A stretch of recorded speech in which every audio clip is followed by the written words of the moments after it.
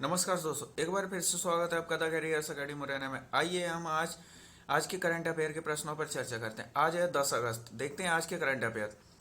तो इसके पहले क्विक रिवीजन के प्रश्नों को देखते हैं। टोक्यो ओलंपिक 2020 के अध्यक्ष कौन थे? तो ऑप्शन है, इसका जो आंसर है ये है सेके सेको हाशिमोटो। दूसरा प्रश्न है, टोक्यो ओलंपिक 2020 में भारत किस स्थान पर रहा है? तो भारत के ये 48वां स्थान रहा है। टोक्यो ओलंपिक 2020 में भारत ने कुल कितने मेडल प्राप्त किए हैं? तो इसमें भारत ने कुल 7 मेडल प्राप्त किए हैं।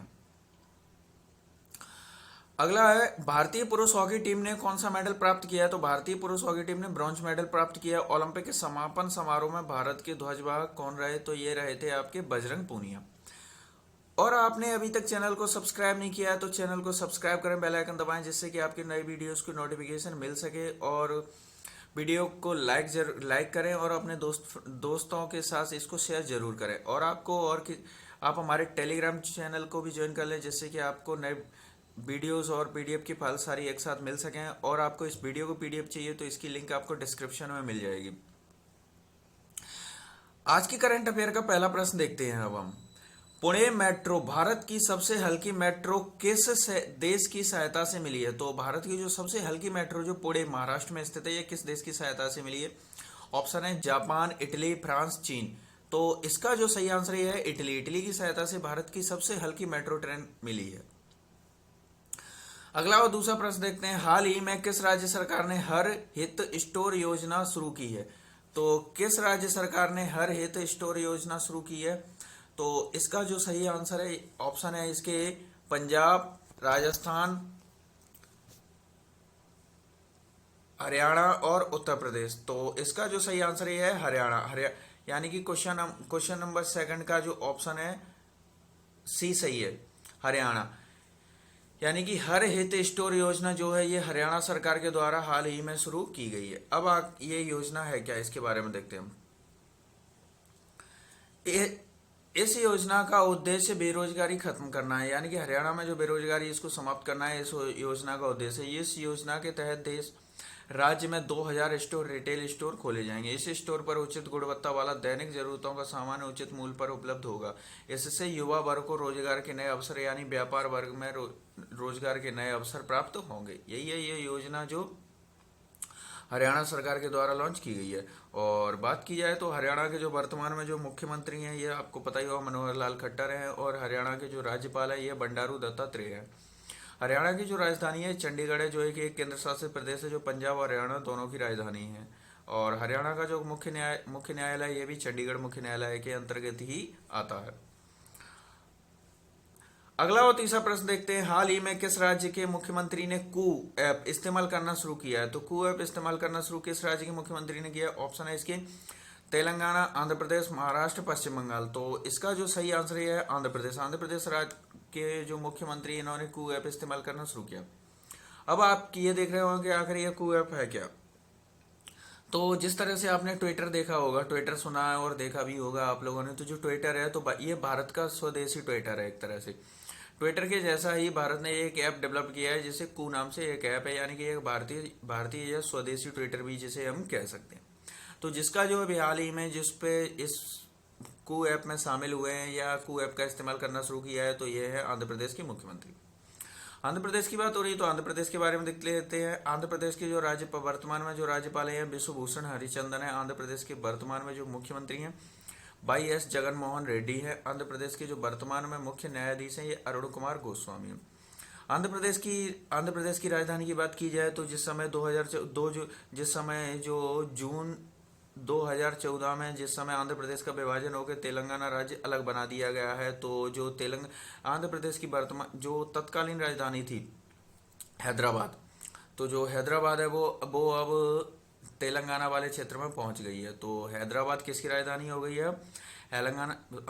हैदराबाद जो है तेलंगाना की राजधानी हो गई है। तो आंध्र प्रदेश के लिए नई राजधानी डेवलप की गई है जिसका नाम है अब अमरावती। तो आंध्र प्रदेश की राजधानी अमरावती है। अगला और चौथा प्रश्न देखते हैं। हाल ही में भारत का ऐसा कौन सा शहर है जिसने कोविड-19 के खिलाफ 100% टीकाकरण किया? यानी भारत का ऐसा पहला शहर कौन सा बन गया जिसने कोविड-19 के अगेंस्ट जो वैक्सीनेशन यानी 100% टीकाकरण किया है? तो ऑप्शन है इसके चंडीगढ़, भुवनेश्वर, लखनऊ, हैदराबाद। तो इसका जो भी सही आंसर ये है, हम देखते हैं ये है भुवनेश्वर, यानी कि क्वेश्चन नंबर 4 का ऑप्शन बी सही है। भुवनेश्वर ऐसा भारत का पहला शहर बन गया है जिसने कोविड-19 के अगेंस्ट यानी 100% वैक्सीनेशन किया है। अब भुवनेश्वर कहाँ स्थित है, तो जो भुवनेश्वर है ये ओडिशा की राजधानी है। तो ओडिशा में स्थित है, तो ओडिशा के बारे में हम डिस्कस करते हैं।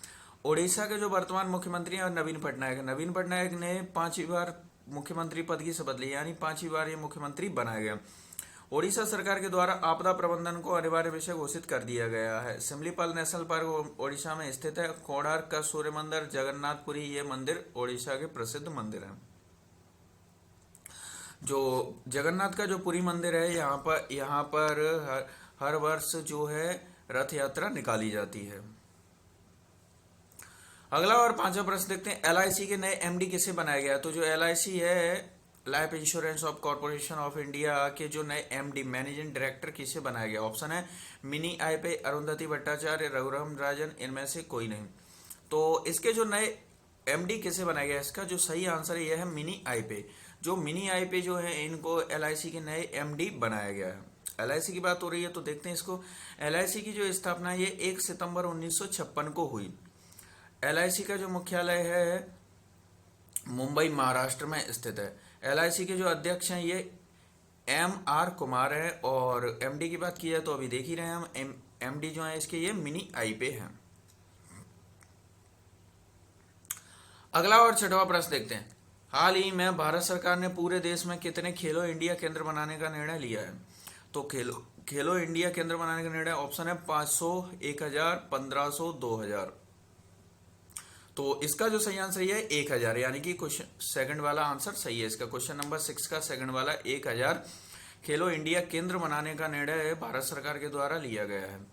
ये खेलो इंडिया केंद्र क्या है, जिस तरह से खेलों को बढ़ावा देने के लिए आपने देखा हो जब से एनडीए सरकार आई है इन्होंने खेलों पे अधिक महत्व देना शुरू कर दिया है। तो खेलों को बढ़ावा देने के लिए ये खेलो इंडिया जो योजना चल रही है, जिसके अंतर्गत जो खेलो इंडिया के लिए जो केंद्र बनाए जाएंगे, यानी खिलाड़ियों के नए नए केंद्र के लिए नए केंद्र बनाए जाएंगे खेलने के लिए, तो यही है खेलो इंडिया। अब ये कब से शुरू हुआ है तो इसे हम देखते हैं। तो जो खेलो इंडिया का जो प्रथम संस्करण है ये 31 जनवरी 2018 को दिल्ली के इंदिरा गांधी इंडोर स्टेडियम में खेला गया था। और खेलो इंडिया और इसका जो दूसरा संस्करण है ये 9 जनवरी 2019 से 18 जनवरी 2019 तक पुणे महाराष्ट्र में खेला गया था। अगला है तीसरा संस्करण 18 जनवरी 2020 से 30 जनवरी 2020 तक गुवाहाटी में खेला गया था। और इसके जो 2021 में जो चौथा संस्करण आपको पता ही है कि कोविड-19 की वजह से अभी ये हुआ नहीं। अगला और सातवां प्रश्न देखते हैं, हाल ही में किस राज्य ने भूकंप अलर्ट ऐप लॉन्च किया है। तो भूकंप अलर्ट ऐप लॉन्च किस राज्य ने किया, ऑप्शन है उत्तराखंड, हिमाचल प्रदेश, असम, नागालैंड। तो ये किया गया है उत्तराखंड सरकार के द्वारा। उत्तराखंड राज्य ने जो भूकंप अलर्ट ऐप लॉन्च किया है, तो भूकंप नाम से ही आप स्पष्ट हो रहा होगा अर्थक्वेक ऐप के लिए, यानी कि इसका जो मकसद है कि भूकंप से हमें लोगों को बचाना। अब लोगों को कैसे बचाया जा सकता है, तो ये आप जानते हो कि यदि हमें भूकंप की जानकारी समय रहते मिल जाए तो हम उस स्थान को खाली कर सकते हैं। घरों और बिल्डिंगों से हम बाहर निकल के तो हम एक सुरक्षित स्थान पर पहुंच सकते हैं। तो यही है।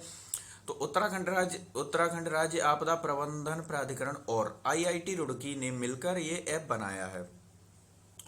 इस ऐप के माध्यम से भूकंप आने से पहले चेतावनी मिल जाएगी। इस ऐप के माध्यम से लोगों की लोकेशन भी प्राप्त की जाएगी, और जैसे कोई लोग यदि उसके बाद भूकंप के दौरान यदि कहीं फंस जाते हैं तो हम उनकी लोकेशन को भी इस ऐप के द्वारा ट्रेस कर सकते हैं। यही है इस ऐप का मकसद। तो काफी हद तक हमें इससे सहायता मिल सकती है यदि हमें भूकंप आने से पहले। अब आप लोगों के मन में ये क्वेश्चन आ रहा हो कि भूकंप आने से पहले ये ऐप हमें अलर्ट कैसे कर सकता है। तो आप लोगों को बताया जाए कि जैसे कि जो भूकंप आता है उससे ऐसा तो नहीं है कि भूकंप मतलब आया और एकदम से ही आपको उसकी तरंगें महसूस हुई। होता क्या है कि भूकंप जो भूपर्पटी में कुछ हलचल होती है, आंतरिक भूगर्भ की संरचना, जिसकी वजह से हमें भूकंप महसूस होता है ये है कि वहां से जो भूकंप जब स्टार्ट होता है उसी समय पे वहां से जो तरंगें उत्पन्न होने लगती हैं, जो एल वेव्स होती हैं, एल तरंगें जो उत्पन्न होने लगती हैं, जिनकी जो स्पीड होती है, रफ्तार होती है 1.5 से 2 किलोमीटर होती है। ये तरंगें ही सबसे अधिक विनाशकारी होती हैं।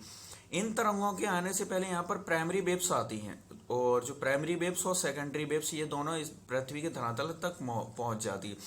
तो ये ऐप क्या करेगा, ऐप सेंसर के द्वारा उन्हीं जो वेब्स आएंगे जो प्राइमरी और सेकेंडरी वेब्स, ये इन वेब्स को डिटेक्ट कर लेगा। तो इन्हीं के तहत ये हमें अलर्ट कर देगा कि मतलब भूकंप आने वाला है। और इसके बाद जो थर्ड वेव आती है, जो एल वेब्स जो आती है, लो वेब्स, जो क्या है कि सर्वाधिक ही विनाशकारी होती हैं और जिनकी रफ्तार जो होती है 1.5 से 3 किलोमीटर पर सेकंड की स्पीड से होती हैं और ये जिगजैग मोशन में चलती हैं, इसीलिए सर्वाधिक तबाही करती हैं। तो यही है हमारा जो भूकंप ऐप, इन्हीं जो प्राइमरी और सेकेंडरी वेव्स को डिटेक्ट करके हमें अलर्ट करेगा। अगला और 8वां प्रश्न देखते हैं, हाल ही में किस केंद्र शासित प्रदेश में मालदीव शैली के वाटर विला स्थापित किए जाएंगे। तो मालदीव शैली के जो वाटर विला स्थापित ये किस केंद्र शासित प्रदेश में किया है? ऑप्शन है अंडमान निकोबार, लक्षद्वीप, दादरा नगर हवेली, पुदुचेरी। तो इसका जो सही आंसर है यह है लक्षद्वीप। लक्षद्वीप में जो है मालदीव शैली के वाटर विला स्थापित किए जाएंगे। अब ये आखिर वाटर विला है क्या? तो इस योजना का मुख्य, जो वाटर विला है, इस योजना का मुख्य उद्देश्य पर्यटन को बढ़ावा देना। ये क्या है कि जो वाटर विला जो बनाए जाएंगे ये एक पर्यटन स्थल बनाया जाएगा जो पर्यटन को बढ़ावा देने के लिए है। इसके लिए सरकार ने 800 करोड़ रुपए का बजट तैयार किया है, यानी इस प्रोजेक्ट पे 800 करोड़ रुपए खर्च किए जाएंगे। यह विला मिनिकॉय, सुहेली और कदमत द्वीप में स्थापित किए जाएंगे। इस विला में पर्यावरण के अनुकूल और सौर ऊर्जा का प्रयोग किया जाएगा। तो इसमें जो पर्यावरण के अनुकूल है, अब जो सबसे ज्यादा पर्यावरण के अनुकूल तो हमारी सौर ऊर्जा यानी सौर एनर्जी है, जो एक क्लीन, जिसे हम क्लीन एनर्जी भी कह सकते हैं। तो इस क्लीन एनर्जी की वजह से जो है किसी प्रकार की जो भी ऊर्जा के लिए हमें कोई समस्या पैदा नहीं होगी और किसी प्रकार का कोई प्रदूषण भी नहीं होगा।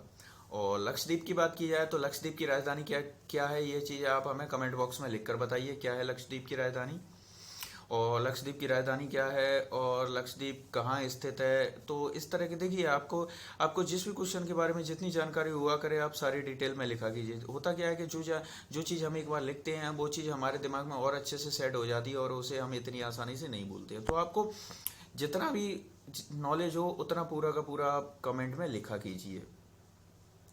अगला और 9वां प्रश्न देखते हैं, हाल ही में जूलॉजिकल सर्वे ऑफ इंडिया की पहली महिला महानिदेशक कौन बनी है। तो जूलॉजिकल सर्वे ऑफ इंडिया की पहली महिला महानिदेशक ऑप्शन है धृति बनर्जी, शोभा मंडल, प्राची यादव, इनमें से कोई नहीं। तो कौन बनी है? तो इसका जो सही आंसर है धृति बनर्जी। जो धृति बनर्जी है जूलॉजिकल सर्वे ऑफ इंडिया की पहली महिला महानिदेशक बन गई है। और आपका 10वां प्रश्न है, 2021 स्वतंत्रता दिवस के मुख्य अतिथि कौन है। तो जो इस साल का जो हमारा 15 अगस्त यानी स्वतंत्रता दिवस जो मनाया जाएगा, इसमें चीफ गेस्ट मुख्य अतिथि के रूप में किसे बुलाया जाएगा। ऑप्शन है BRICS, UNSC, Olympic team, IMF. तो इसका जो सही आंसर है यह है ओलंपिक टीम। हमारी जो भी ओलंपिक टीम है, जितने जो हमारे खिलाड़ी हैं, इन्हीं को मुख्य अतिथि के तौर पर स्वतंत्रता दिवस पर यानी इन्हें को सम्मानित करने के लिए स्वतंत्रता दिवस पर इनको मुख्य अतिथि के रूप में बुलाया जाएगा हमारी पूरी ओलंपिक टीम को। और ओलंपिक में आपको पता ही होगा कि भारत ने इस बार ऐतिहासिक जीत हासिल की, यानी अब तक के सबसे ज्यादा मेडल यानी कि 7 मेडल प्राप्त किए। इससे पहले 2012 में अधिकतम 6 मेडल प्राप्त किए थे और अब 2020 के जो टोक्यो ओलंपिक जो 2021 में हुए, इसमें इसने 7 मेडल प्राप्त किए, एक गोल्ड के साथ 7 मेडल प्राप्त किए। और आपका कल का सवाल था, इससे पहले आपको बता दूं कि यदि आपने वीडियो को लाइक नहीं किया तो प्लीज वीडियो को लाइक और शेयर सब्सक्राइब जरूर करें चैनल को। कल का प्रश्न था आपका 2024 के ओलंपिक का आयोजन कहाँ किया जाएगा। तो 2024 के जो ओलंपिक का आयोजन ये पेरिस फ्रांस में किया जाएगा। अब आपके लिए आज का सवाल है, हाल ही में भारत के विदेश मंत्री एस जयशंकर किस देश की 2 दिवसीय यात्रा से लौटे हैं। तो विदेश मंत्री जो एस जयशंकर हैं ये किस देश की यात्रा करके लौटे हैं। ऑप्शन है अमेरिका, फ्रांस, ईरान, इटली।